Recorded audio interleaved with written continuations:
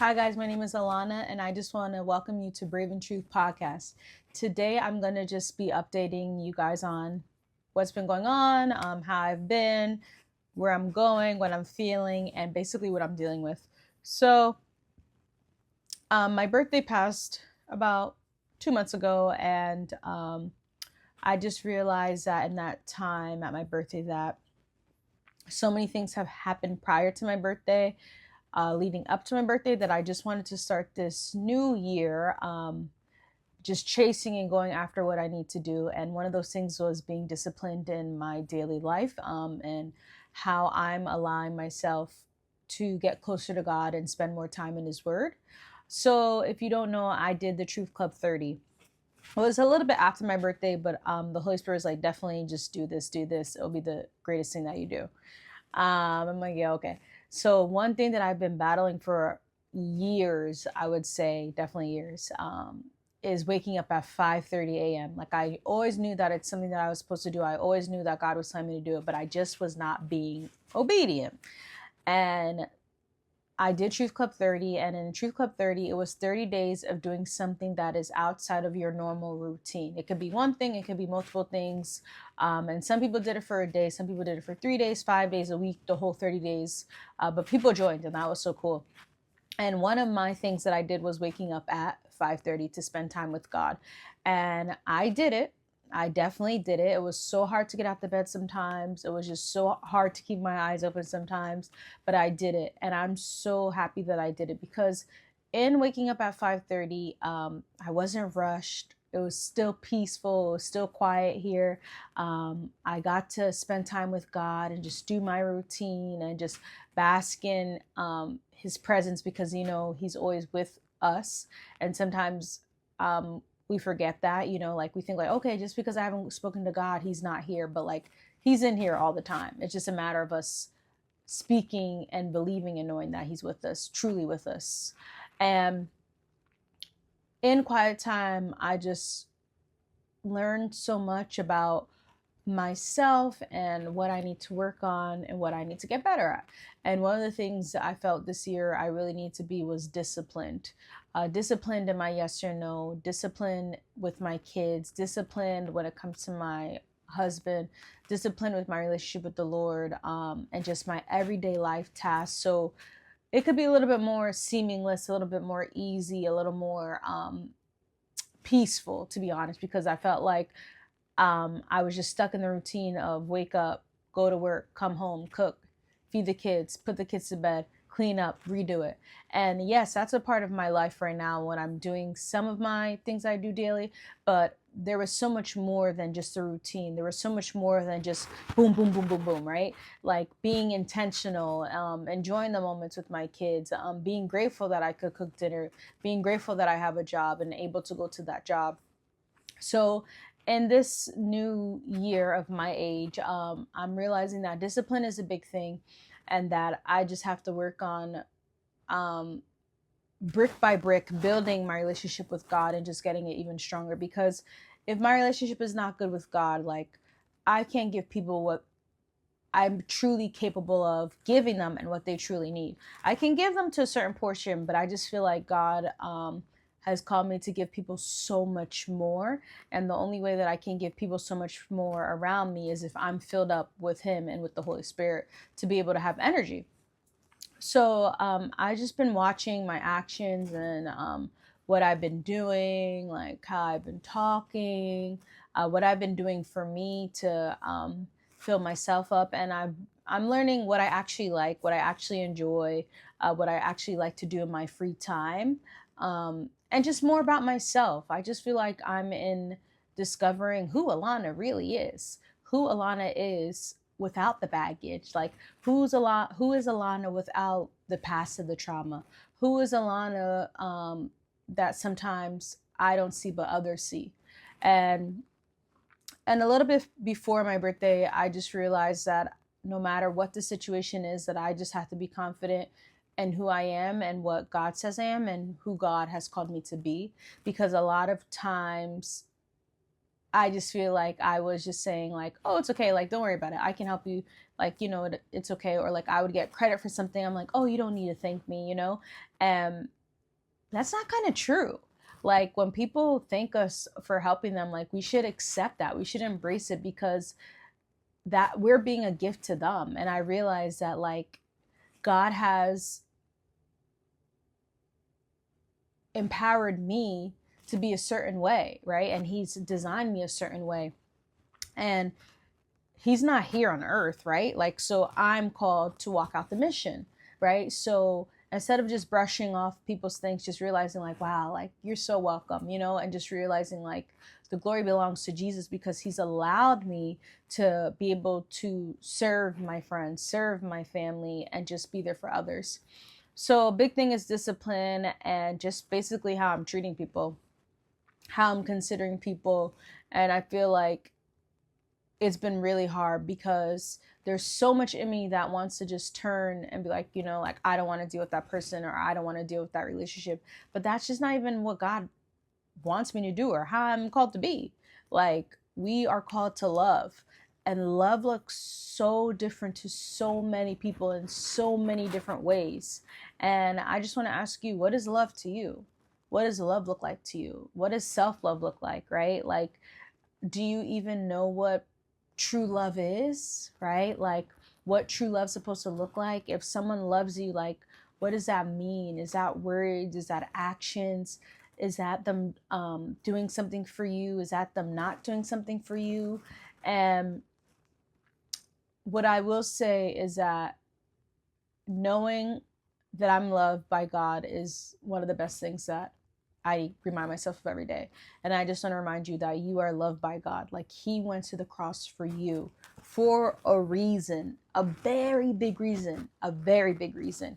And it's our duty to spend time with him, to learn more about the word, learn more about our gifts and what the big mission is here on earth until we get to heaven. So the first one is definitely discipline. The second thing is definitely love. And like the third thing is like the quiet time and just being consistent of fighting to get my time in with God every day, no matter if I'm tired, no matter if the day has gone stressful. But I learned that everyone has their different ways of doing things. But I know for myself, like I feel best when I just start my day in quiet time. I don't want to push it off to the evening. I don't want to push it off to the afternoon. Like in the morning when I rise, like that's when my quiet time is, because I know that I'm filling myself up, being able to go out into the world and be who I'm called to be. So those are some of the things that I realized. But I also realized that as I've grown and as I've changed, that the things that I once loved and enjoyed doing or thought I liked are things that I actually don't enjoy doing and don't like right now. So right now I'm just discovering what makes Alana happy, right? What makes Alana content, but also learning to have gratitude no matter what is going on. So this is a new year for me, and I'm still learning. I'm still trying to figure out what I like, but I would say that when you're just self-discovering again, it's hard, right? Because you have to pay attention to your tendencies. You have to actually pay attention to yourself and not what everyone else is doing, right? And we always want to look at everybody else, right? But I'm in a season of like, I can't worry about what everyone else is doing. Like, I can only control me. I can control how I react. I can control how I think, and I can control my actions. And in this time, I'm just looking at myself and just figuring out how I can get better, right? We all have a goal. We all have something that's motivating us. And what are those things that are motivating you to get better? What is motivating you to be the best that you could be? Is it someone else? Is it your mom? Is it your dad? Is it your kids? Is it your aunt? Is it your uncle? And that's fine if our motivation is in them. But is that really fine? Like, what should motivate us is ourself and all that God has done for us. Right? We should want to get better for ourselves, because at the end of the day, when we go and we pass away, we're going to be right there before God. Not anyone with us. It's just going to be me and him, right? And that is the time that I'm going to get judged, right? And that's a little bit much, but like that's how we kind of have to think of it, because I feel like a lot of times what God does and who he is can be taken for granted. And I just feel like I have personally taken what God does and who he is for granted. And that's not something I want to do anymore, right? Like I want my foundation to be firm. I want to rebuild myself brick by brick, no matter how much sweat, tears it costs, because I know that it's better for me. And what's better for me is what he thinks is better, right? And knowing and having that connection with God can help me learn and discover more. So in this year, it's not that I'm going to discover myself in a month, 3 months. Like, no, it's going to be an ongoing process, and I'm going to have to tailor things. I'm going to have to fix things. I'm going to have to do things differently. One day it may work, one day it may not work. And that is a part of the process. The process really isn't the goal. The goal is how we were in the process to the goal, you know, and how did we act in that process?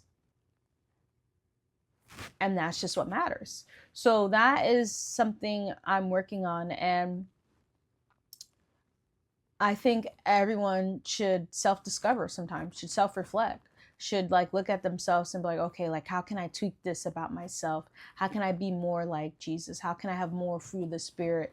Like, how can I be more Christ-like, right? How can I react how Jesus would react? And it takes time. There's going to be tests. There's going to be trials. And the enemy is going to try us when we get better and want to be better, because that's not what he wants. He wants to be reigning in our head. He wants us to be having a little string attached to us, and that's not even, no, like I rebuke that. Like, enemy, goodbye. You know, like, no, like we can't live in our mind with the enemy. Like we can't live and think with the enemy in the same place. Either we're living, believing, and hoping, or we're living with the enemy, right? Like, what battle are you going to pick? Are you going to be believing and hoping, or are you going to let the enemy be able to dictate you to a certain extent, to the point that you can't even tell the difference of if it's the enemy or not? So I think for me, I know I need a lot of work. I know I have a lot of work to do. And it's not that I can blame anyone for it, right? Like my parents only knew what they knew, right? And I'm my own person, right? And I can only strive to get better because I want to get better, because I want to do it. Like no one can force us to do something. Like we have to have a conviction to want to do it. And I just think I'm in a season of, I just want to be better. Like I just want to be free. Like I just want to have hope all the time, believe all the time, have faith like I had before, you know, and just trusting God like never before, and never second guessing who he is. Because the minute I've second guessed him in the past, it brought me down to this big ditch. And then now I'm just coming up from the ditch slowly but surely, right? Like I've hit the land now, right? So now it's like, all right, let's strive. Let's run this race. Let's run it with endurance. You know, let's have that faith of a mustard seed. You know, let's have hope. Let's believe. Let's speak the word, right? Let our mind be Christ-like, you know, like let our actions be Christ-like. And it's been interesting. Been a lot of humbling, a lot of putting the pride to the side, a lot of selflessness I've had to do, a lot of biting my tongue, right? A lot of just stepping back and realizing like I can only control how I react. It may bother me, but that doesn't mean I have to speak about it, right? I don't always have to react. I don't always have to have a response. You know, like I should be able to shrug things off and be like, okay, that person just didn't know any better.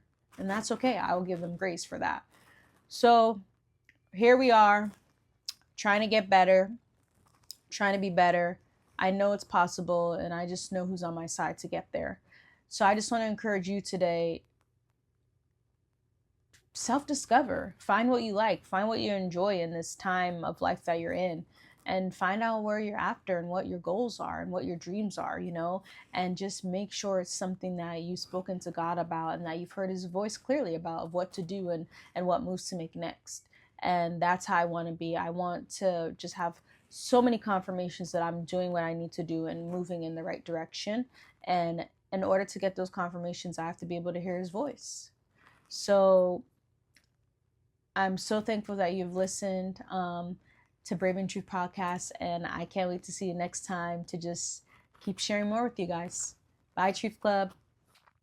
If you enjoyed and were encouraged by this episode, please share it with a friend or family member that will be blessed by it. Please don't forget to like and subscribe, but most importantly, stick around for more uplifting and brave content. See you next time.